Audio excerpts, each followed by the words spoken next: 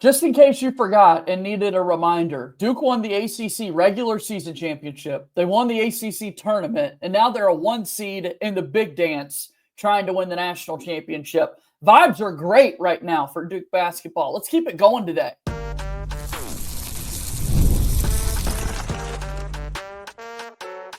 You are Locked On Blue Devils, your daily podcast on the Duke Blue Devils. Part of the Locked On Podcast Network, your team every day. Hello, everybody. Welcome into another episode of the Locked On Blue Devils podcast. My name is JJ Jackson. So grateful to have you here with us today on Tuesday, March 18th, 2025. Locked On Blue Devils is your one-stop shop where we discuss everything going on in the life of Duke athletics with a particular focus on our guys over there with Duke basketball, a 1 seed in the NCAA Tournament. And we're going to talk about it all with our good pal Conor O'Neill from Devils Illustrated as he joins us once again here on the show. If you have not done so already, please be sure to follow and subscribe to Locked On Blue Devils for free wherever it is that you get your podcast. Leave us a 5-star rating and written review. And also you can watch our show each and every day on YouTube. But go ahead and like this video, share it with your friends, comment down below. A special shout out to all of our everydayers that watch the show each and every day. And then in particular, also make sure you subscribe to our YouTube channel. That helps us out a whole lot, keeps this thing moving, and certainly appreciate all the support that we've got here with Locked On Blue Devils. So a 1 seed in the East region, Duke set to start their journey to the 6th national championship in program history coming up on Friday in Raleigh. And who better to welcome back into the program than our good friend, Conor O'Neill, a veteran here within the Locked On Blue Devils world, back with us on the show. And I guess as expected, Duke's able to walk away with the 1 seed to get this big dance started this week, Conor. Yeah, I think, honestly, if they'd shown up and gotten beat by 30 by Georgia Tech, I think they're still a 1 seed based on how everything else played out, kind of. Yeah. But you always want to go out and take care of business. You don't want to go out and take care of business with the best player in the country landing awkwardly and turning an ankle. You know how many times I've written the phrase suffered an injury late in the first half against a Duke basketball player this year about a player? It feels like all of their injuries, like it feels like if Duke just went to the locker room with 3 minutes left and just said, you guys score as much as you want. We built a good lead here. We just don't want to get hurt. Yeah. What an observation, though. But you're right, man. There's something to those late first half scenarios, man. You write it over and over enough. It's like, man, nobody's gotten hurt like 5 minutes into the second half. Right. But anyway, no, they went out and handled business. The storyline after Thursday was kind of weird. It was a crazy and wacky day, especially for me because I have the dual coverage, and Wake's season ended right then and there a couple hours after Duke left the court. So that was a wild one. Saturday, another Duke Carolina game where Duke took the game by the horns in the first half, held on for dear life in the second, where you got both barrels. I think that was the ceiling without Cooper and the ceiling or the floor without Cooper. I mean, it was a ceiling floor first half to second half type of thing where you're looking at him in the second half and it's like, man, they could really use a 6'9" guy out there to take the ball one-on-one ISO and make the right play, whether it was scoring or finding an open shooter. And then they played a really good championship game against a high caliber team. I wasn't really prepared for Louisville to have only 2 guys that really wanted to take shots in the last 10 minutes of that game as it got tight, but that's kind of the difference in winning a championship and not.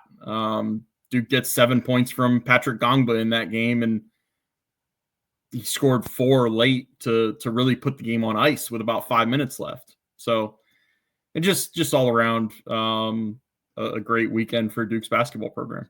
Yeah, without a doubt, to win the ACC tournament and now be a 1 seed in March Madness as it gets set to get going. I want to dive more into those ACC tournament games a little bit later in the show, and we'll take a look at the East region that Duke's placed themselves in a little bit ago. All 5 national championships that Duke has won, 4 of them, they've been a 1 seed. The one that they weren't was the first one in 91 when Duke was a 2 seed. So we've seen historically, if Duke's on the 1 line, this goes for many, many teams out there, they've got better chances of going all the way and winning it all. It's the 15th time Duke has been a 1 seed in their program's history. With that being said, can you make the case for Duke to have been the number 1 overall seed?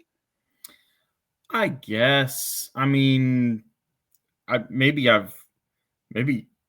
God forbid, I have too much college baseball on my brain, but I feel like anytime you get a 1 seed, it like your goal is accomplished, and Right. you're splitting hairs and you're trying to split atoms when you're arguing whether they should have been the number 1 overall.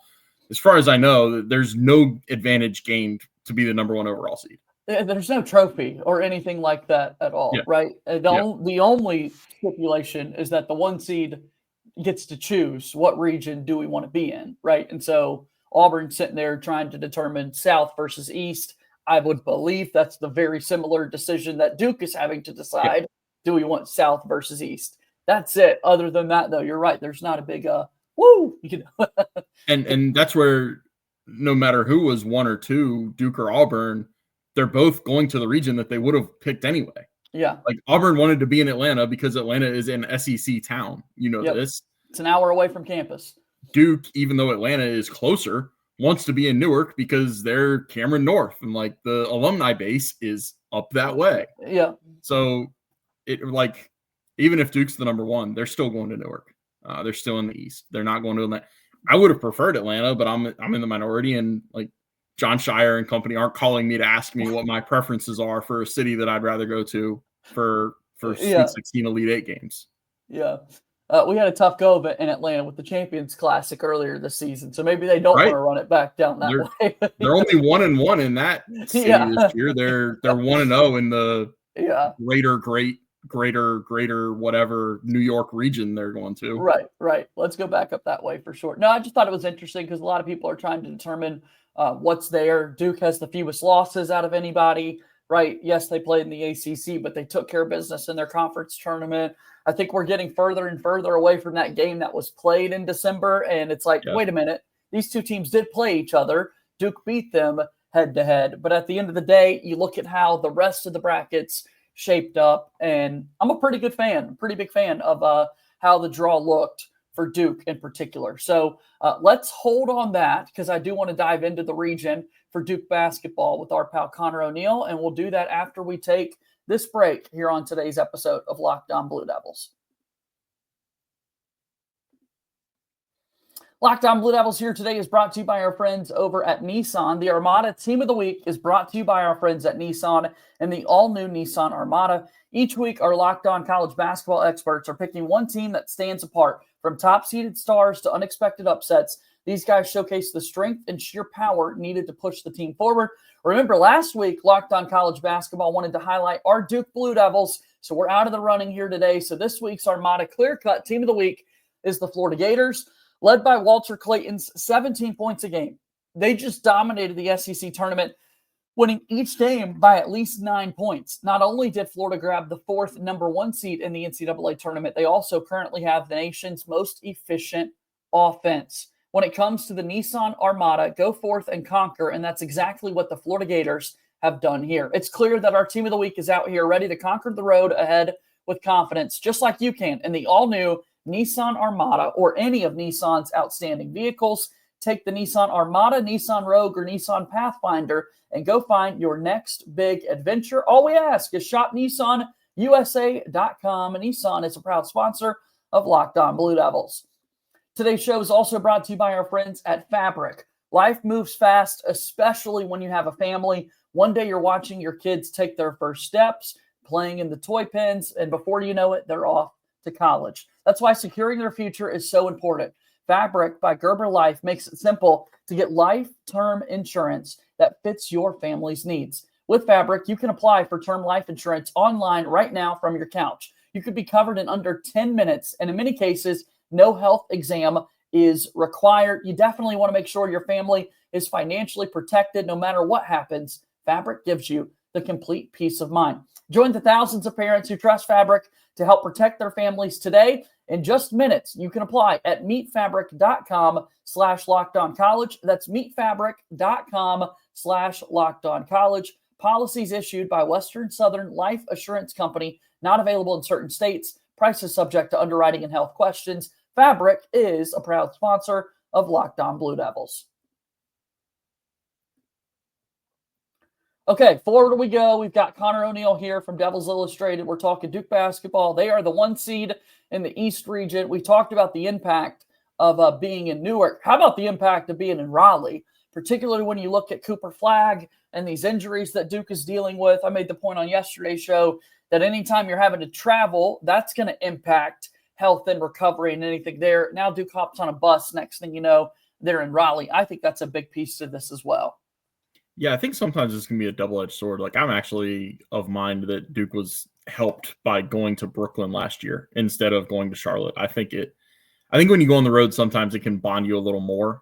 Sure. Some of that is, covering high school football back in the day. And I had a coach in Arkansas tell me he loved when they had like 4-hour road trips to games because you get the kids out of their element. Like, they don't go home and spend 2 hours twiddling their thumbs.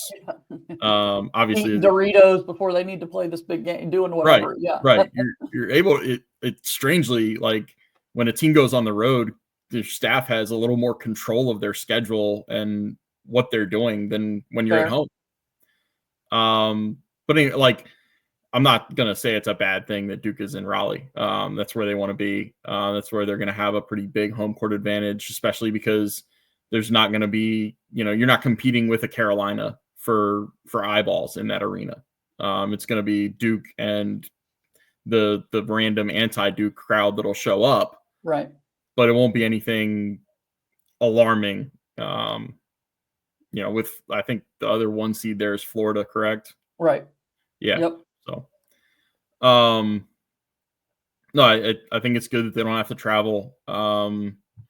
It's interesting to me that the last time Duke had an NCAA tournament game in Raleigh was Mercer. I was there for that, parachuting in from my job covering Burlington sports. So that's a little ominous, but yeah, not the best memory. Yeah. Different circumstances. I think this year's Duke team.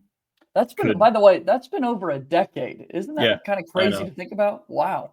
It's wild. It's wild enough. And then the memories have hit a little harder because I think on the day of that Mercer game, me and my friend Brett Strelo, who was working for the Fayetteville paper at the time, we sat with John Feinstein, and he was great and approachable, and he talked to us the whole game. He didn't big time us or anything like that. So it hit a little deeper when I realized, like, he just passed and I'm going to be covering games in Raleigh again. And that was really my only like experience with John, crossing paths like that. So that's a little somber, but yeah, it's a good region. There are storylines there. I mean, if I'm not mistaken, 3 of Mount Verde's 5 starters from last year's team are in Raleigh this weekend, because you have Liam McNeely and you have Robert O'Wright at Baylor, and Cooper Flagg and Robert O'Wright could be playing each other. I mean, the Jeremy Roach one is obvious, but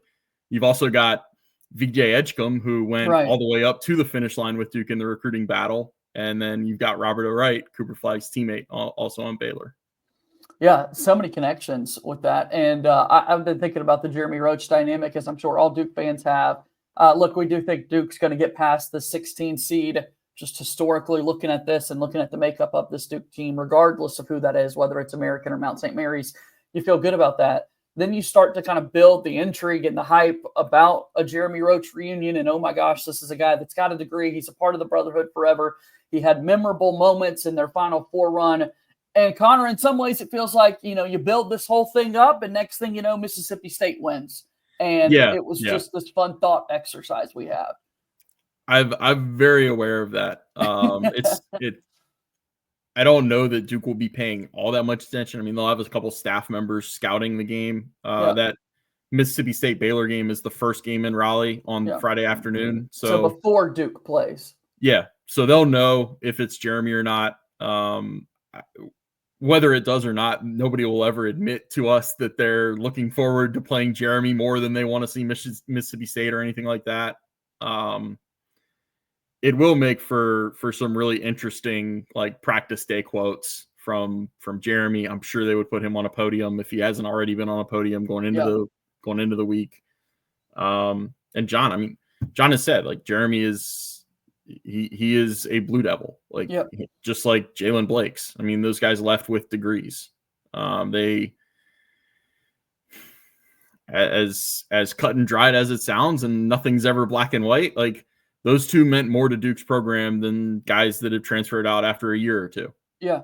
And that's the way it goes if you get a degree and if you stay for 3 or 4 years like those two did. Yeah, experience matters. All those years add up, and it certainly makes an impact. And I feel like, you just don't want the scenario that guy could beat you.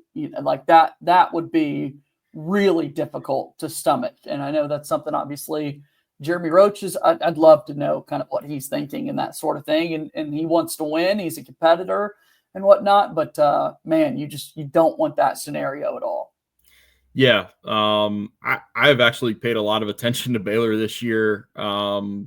Some for Jeremy just to see what he would do with them. Some for VJ Edgecombe because I think he's better than the 2 one and dones at Rutgers. Yeah.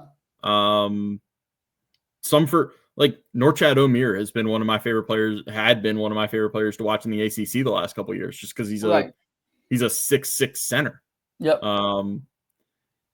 Baylor Scott can Drew score. is a national championship winning coach. Yeah, exactly. Baylor can score. Baylor does not offer much resistance in also keeping you off the board.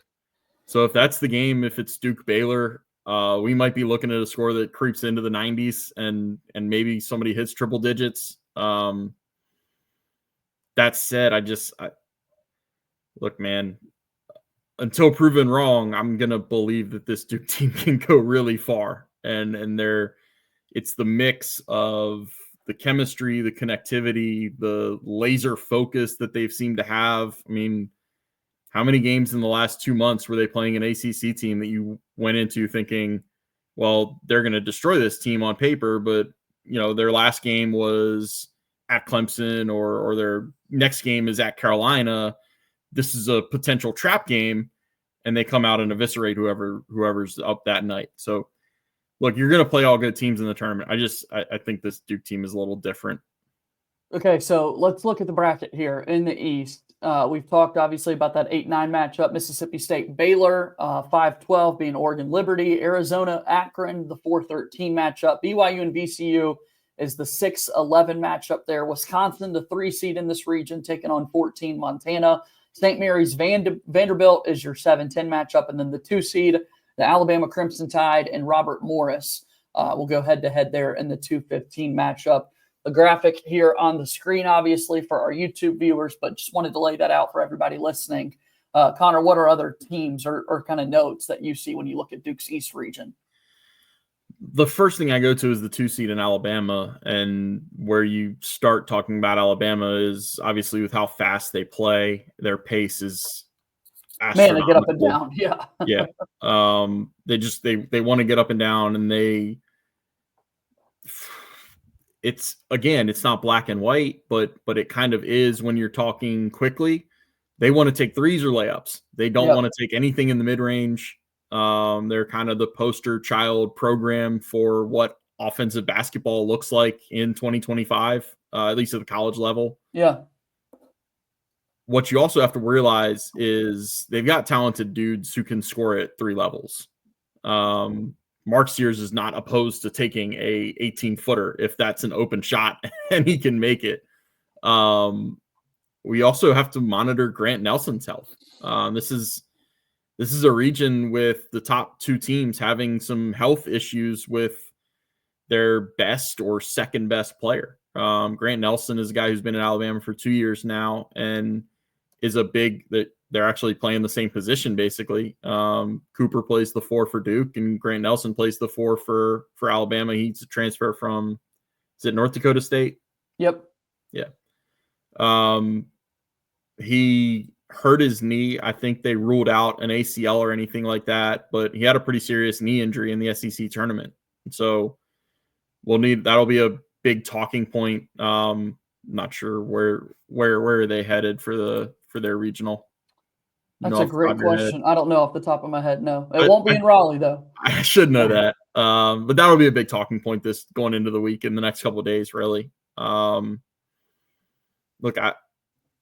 Wisconsin to me is a team that can hurt you because of their front court with John Tonje and Stephen Crowell. it's not the Wisconsin of old that wants to slow the game down to like 58 possessions and beat you with defense. Like they score. Yep. God, we know Arizona, right? Duke's played them the last 2 years. You know they have Caleb Love. That's Thought honestly, we were done with that guy. Yeah. Yeah, you talk about the fear is not the right word, but like just it is a storyline when if Duke plays Baylor. I'm thinking about if Duke plays Arizona and we have to go through the whole Caleb Love against Duke stories again. Yeah, he ended the season in 2022. Don't want him to end the season here in 2025 for sure. Exactly. I honestly kind of think Liberty beats Oregon in the first round. Not to tell anybody how to pick their bracket or spend their money, but Liberty plays outstanding defense. Yeah. I also kind of think VCU can beat BYU. That is a little more believing in the coach than any matchup numbers I've dug into. I just, I was around UMBC when Ryan Odom came to Charlotte in 2018 and beat Virginia in the first 16-over-1 game. 7 years later, I still think the guy is a hell of a coach, and it's only a matter of time before he's coaching a Power 5 program. You can make the argument VCU basically is a Power 5 program, right? Based on their resources and based on what they do every year. So I think are going to be some double-digit upsets in this side of the bracket.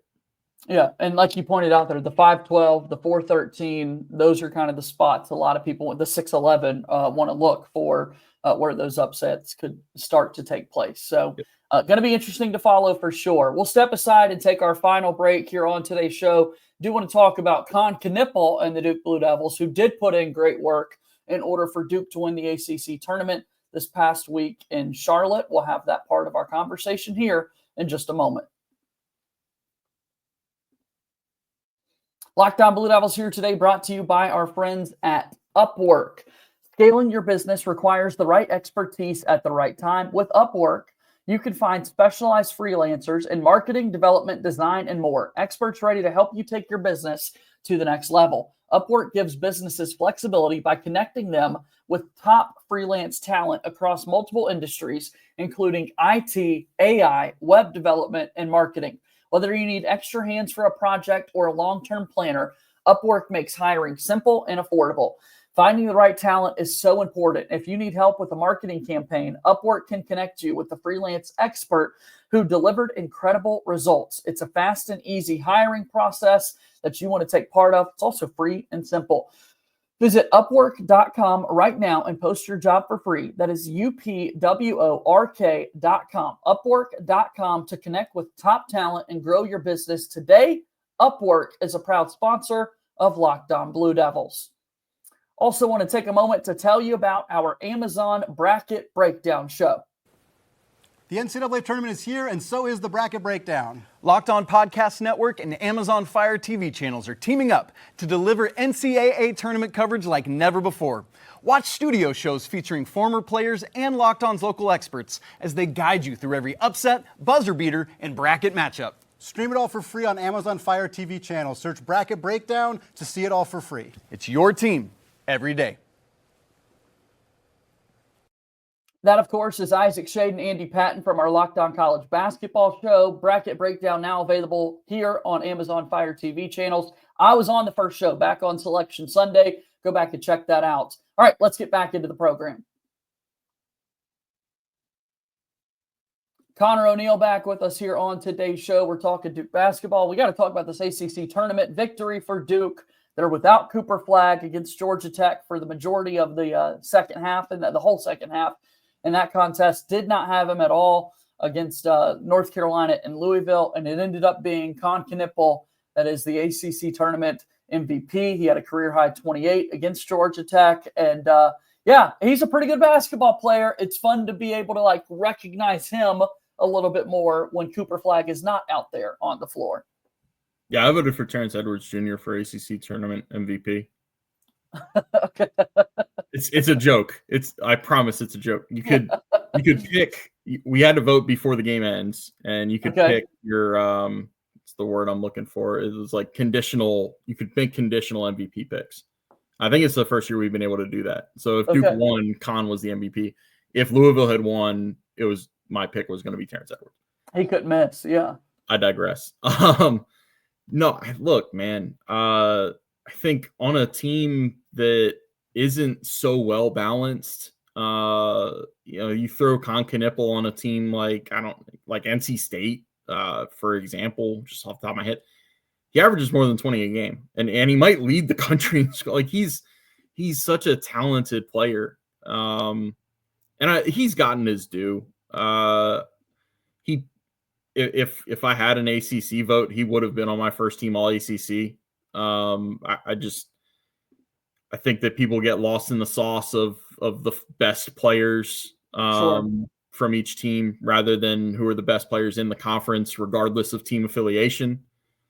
But he probably hasn't gotten as much credit as he should just because of how many other there's only 100%. Like you can't, there's no such thing as 125%. There's only 100%. We dedicate so much of that 100% talking about Cooper Flagg because in my estimation, he's the best player in the country and he's probably the best college basketball player I've ever seen.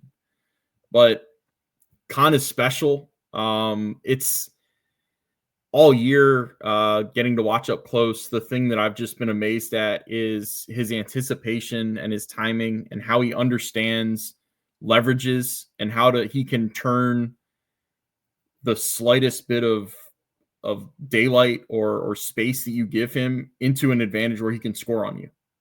And that's just something that I don't know if you can quantify that by hard work. I think a lot of it is just instinct. And I think part of it is also the story that is getting out there more and more, him playing in his dad's men's league games where you can grow to understand the game at a lot deeper rate, if you will, when you're 14 playing against 40-year-olds.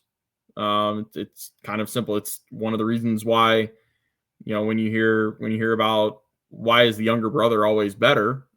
Well, because the younger brother grew up playing against the older brother and grew up playing against his friends and stuff. So, yeah, that's what I tell my younger brother the whole time. It's the only reason you're as good as you are is because you had to play against me. He's going to enjoy hearing that. All right, so now we've got Duke with the win over North Carolina and Louisville. Kon Knueppel playing so well. You've got this dynamic without Cooper Flagg. You get to insert him back in, which is only going to help. Gongba gets better each and every game. He had to step up minus Malik Brown being there. But how about Common Malawach as well? I mean, I thought that Louisville game in particular was one of the best games we've seen from him this whole season. He just keeps coming. He just keeps getting better and better. I've even some of the games that you look at his stat line and say, well, he only had 4 points and 4 rebounds. How does that happen? I know I've said on this show before, sometimes you don't want his rebound number to be good because if he's the only one on the court most of the time for Duke, if he gets the rebound, it's not a fast break. But if the other 4 guys get a defensive rebound and they turn up and see that the only team they can get numbers and on a break, they're going to push the offense. Yeah. Like, don't we know enough about this Duke team to know that you want them to take advantage of every open court situation possible because they have great finishers at the rim with Sion and Tyrese and Caleb Fawcett. Like, you go on and down the list. So, and then you get into also the factor of if you have a 7-2 guy in the lane that is already maybe not even in the game, just in the tournament, because the one that's coming to mind, I think, was against Georgia Tech. If you have a guy that looks like he's going to deflate a ball when he blocks it, like the one against Georgia Tech that he spiked into the media row or stands, it was down to my right.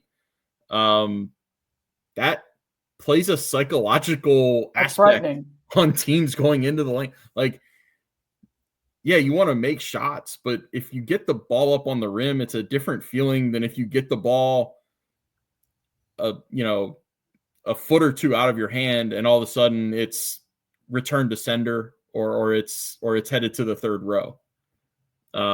That's what he does, and it's really his impact goes. We've said this about Malik Brown all year, but it's also true of Kaman. Like, his impact goes so far behind the box score. or beyond, I guess is the word. Yeah.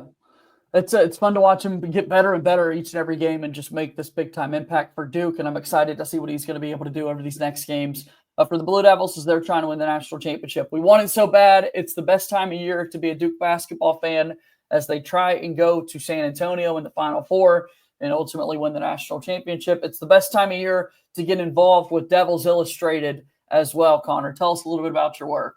Oh my God, please go to Devils Illustrated at some point over the next couple of days and often over the next like 2 to 3 weeks. We're going to have a sale going where it's, I think, a discounted subscription. Let's go. Get in there, join the conversation on the Devils Insider.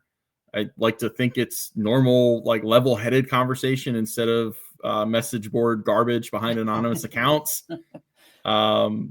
But more than anything, get in there for the objective coverage and the high quality coverage. There's a feature up right now that was published within the last like 16 hours on Patrick Gongba and the role that he played in Charlotte and his jump from not even being able to practice in the preseason to scoring 26 points in 40 minutes in Charlotte. So go check it out. Please subscribe, support my work, and I can keep doing this. Absolutely. It's good to see you, man. We'll talk soon, okay? Thanks, JJ. All right, that's Conor O'Neill joining us here on today's episode of Locked On Blue Devils. So great to see him and his insight each and every day. Please go look at duke.rivals.com. He's got great work over there. Please continue to support Locked On Blue Devils. Subscribe to our podcast feed. Leave us those 5-star rating and written reviews. And also make sure that you subscribe to our YouTube channel. That'll do it for today's show. As always, go Duke. I'll talk to you tomorrow. My name is JJ Jackson. Thank you and good day.